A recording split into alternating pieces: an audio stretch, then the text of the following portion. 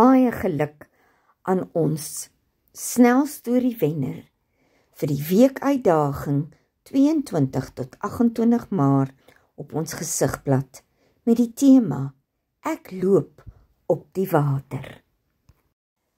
Nie meer in die water, uit die pen van Marlene Erasmus.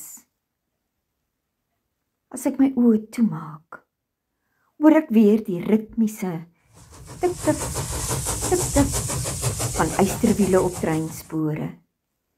Ek onthou die reuk van blinkrooi politoerstoepe en die melodie van Jim Reeves wat sing in die voorhuis.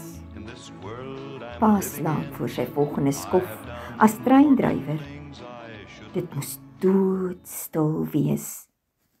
Ek was die middelkind, die stil, voorbeeldige een. Ouboet was die wille een wat altyd kattekwaad aangejaag het en kleintjie die koliekbaba.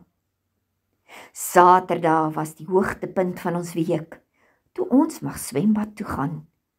Een middag het ek ouboet en neef na die swembad gegaan, waar 'n vriendskaplike gala aan die gang was.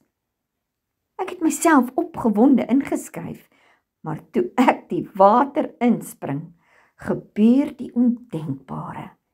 Ek begin sink.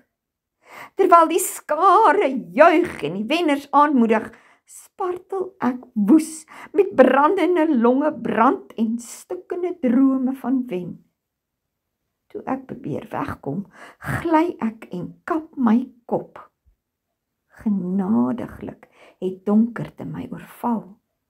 Toe ek later wakker word, het die ander nog geswem. Niemand het opgemerk. Ek lê eenkant op die gras nie.